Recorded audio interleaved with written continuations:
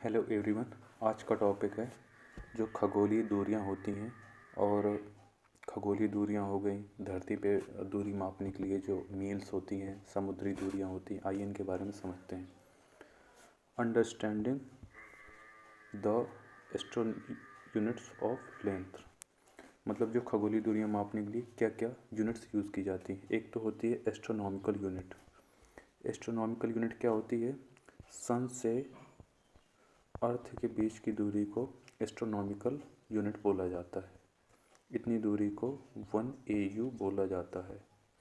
ये astronomical unit है। इसमें लिखा भी है average distance between earth and sun. तो ये एक तरह की एस्ट्रोनॉमिकल डिस्टेंस है जिससे ग्रहों के बीच की दूरियां मापते हैं। ज़रूरी नहीं है कि सूरज और धरती के बीच की दूरी मापी जाए। AU के फॉर्म में सूरज से विभिन्न ग्रहों की दूरियां भी नापते हैं। चलिए तो देखिए फिर कितने तरह की दूरी मापने की इकाई होती है। एक तो होती है एस्ट्रोनॉमिकल यूनिट जो हमने अभी देखी, एक होती है लाइट ईयर, एक होती है नॉटिकल मील्स, एक होती है स्ट्रेटो मील। हाँ, तो एस्ट्रोनॉमिकल यूनिट किस लिए होती है? एस्ट्रोनॉमी में खगोलीय दूरी मापने के लिए प्रयोग की जाती है। जबकि लाइट ईयर क्या होती है? यह भी खगोलीय दूरी मापने के लिए प्रयुक्त की जाती है। लेकिन ये जो लाइट ईयर है प्रकाश के द्वारा एक वर्ष में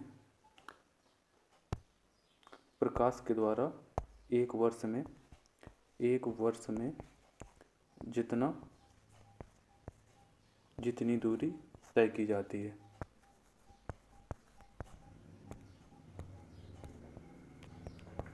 तो ये हो गई लाइट ईयर। तो लाइट ईयर क्या है? प्रकाश के द्वारा एक वर्ष में जितनी दूरी तय की जाती है वो लाइट ईयर कहलाती है। नॉटिकल माइल्स क्या है?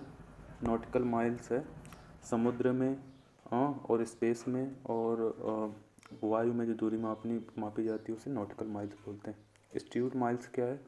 ये जो धरती की सतह पर जो हम दूरी मापते हैं उसे हम स्ट्यूट माइल्स बोलते हैं। नॉटिकल माइल्स ज़्यादा बड़ी यूनिट है स्ट्यूट माइल्स से। तो चलिए नेक्स्ट स्लाइड में देखते हैं और क्या क्या है। इनके बीच अंतर क्या है? जो एस्ट्रोनॉमिकल यूनिट है और लाइट ईयर है वो तो हमने देखा कि वो एक खगोलीय दूरी मापने के लिए प्रयुक्त की जाती है। नॉटिकल माइल्स किस लिए प्रयुक्त की जाती है? नेविगेशन में जब कोई भी चीज़ नेविगेट कर रही होती है स्पेस में या समुद्र में तो उसको नॉटिकल माइल्स में मापा जाता है। स्ट्यूट माइल्स धरती पे जो सामान्यतः जो धरती पे डिस्टेंस मापते हैं वही होती है। पर्पस क्या है इनका? जैसी ज़रूरत वैसी डिस्टेंस मापने के लिए ये यूनिट प्रयोग की जाती है। तो सबसे बड़ी यूनिट कौन सी है? अगर डिसेंडिंग ऑर्डर में देखें, सबसे बड़ी हो गई लाइट ईयर, फिर हो गई AU, फिर हो गई नॉटिकल माइल, फिर सबसे लास्ट में आएगी माइल्स या इंस्टीट्यूट माइल्स, ये सबसे लास्ट में आएगी। चलिए और देखते हैं सोलर सिस्टम के और विभिन्न जो विशेषताएं उनको देखते हैं। देखिए ये तो हम पढ़ ही चुके हैं कि सोलर सिस्टम में 8 ग्रह हैं और बहुत सारी सेलेस्टियल बॉडी हैं बहुत सारी। और इसमें एक केंद्रीय तारा है सूरज जो एनर्जी दे रहा है सबको, ये केंद्रीय तारा हो गया। और ये सदियों से, जब से मानव इतिहास शुरू होता है, मानव सोचना समझना शुरू करता है, तब से ये स्पेस मनुष्य के लिए एक कौतूहल का विषय रहा है। तो चलिए देखते हैं स्पेस के बारे में, स्पेस के सोलर सिस्टम के बारे में कुछ और इन्फॉर्मेशन लेते हैं। सबसे पहला पॉइंट तो ये एक्सिस क्या होता है? एक्सिस वही होती है जिसमें कोई ग्रह अपनी धुरी पर घूमता है। जैसे ये पृथ्वी है, पृथ्वी हमारी 23.5 डिग्री टिल्ट है, तो ये पृथ्वी हमारी धुरी पर घूमती है, इस धुरी पर घूमती है हमारी पृथ्वी, तो यही इसका एक्सिस है।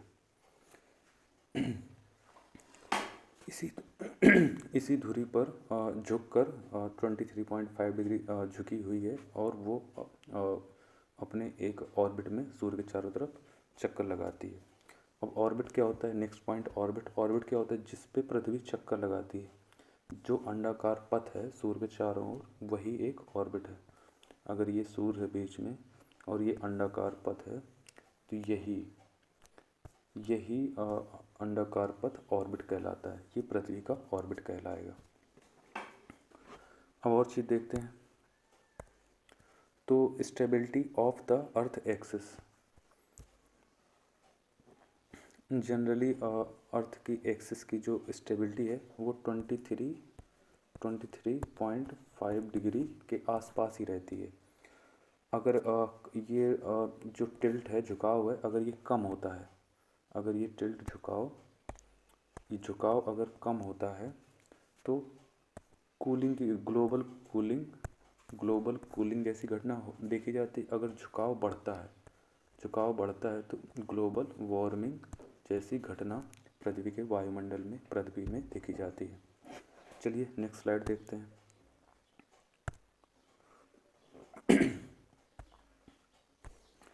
एक्सियल टिल्ट हमने देखा कि अभी क्या था, वही जो पृथ्वी 23.5 डिग्री पर झुकी हुई है। किसके सापेक्ष झुकी हुई है? अपने जो ऑर्बिट है, जिस ऑर्बिट को चक्कर लगा रही है सूर्य के चारों ओर, तो उसी कक्षा के सापेक्ष में जो पृथ्वी झुकी हुई है अपने अक्ष पर, तो वही एक्सियल टिल्ट हो गया।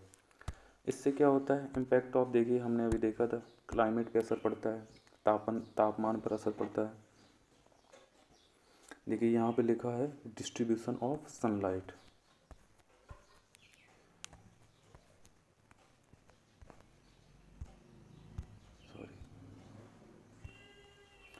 यहाँ पे हमने देखा अभी कि डिस्ट्रीब्यूशन ऑफ सनलाइट मतलब पृथ्वी पर जितना तापमान सूर्य की किरणें आती हैं उसी हिसाब से सनलाइट का जितनी किरणें आएंगी, जैसे पृथ्वी जितनी झुकी होगी उसी के अनुसार ही पृथ्वी पे एक तरह से सूर्य से एनर्जी आएगी, तो इससे धरती की जलवायु पर असर पड़ता है। और ये जो टिल्ट है, एक्सियल टिल्ट है, ये सभी ग्रहों की क्लाइमेट है, जो वहाँ का वातावरण है, उस पर असर डालता है।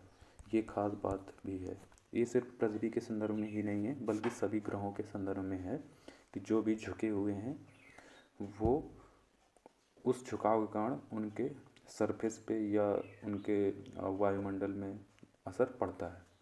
चलिए नेक्स्ट चीज़ देखते हैं नेक्स्ट स्लाइड में।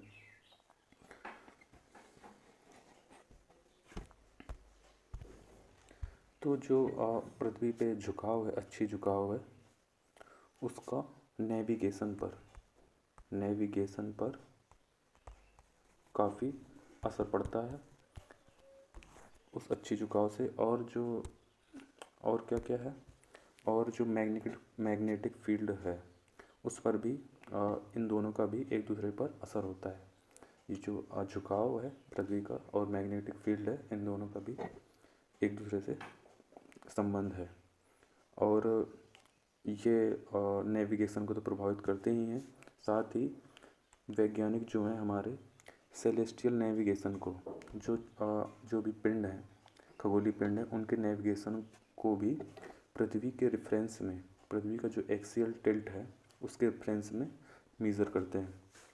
और इसकी बहुत सारी साइंटिफिक रिसर्च में भी इसको बेस बनाते हैं और उससे स्टडी करने में हेल्प मिलती है। चलिए नेक्स्ट चीज़ है और नेक्स्ट पॉइंट है, कितने प्लेनेट हैं जिनको हम विजिबल हैं, जो हमारे जिनको हम देख सकते हैं, खुली आँखों से, नंगी आँखों से कितने प्लैनेट्स को हम देख सकते हैं। तो विजिबल प्लैनेट्स कितने हैं? ये सारे mercury, Venus, Mars, Jupiter, Saturn और 5 प्लैनेट, टोटल 5 प्लैनेट हैं जिनको हम आँखों से देख सकते हैं। अब पृथ्वी पे तो हम हैं ही, तो पृथ्वी को तो हम एक पार्ट में ही उसका छोटा हिस्सा देख पाएंगे, तो हम उसको काउंट नहीं करते, तो इसलिए इसका आंसर 6 हो जाता है।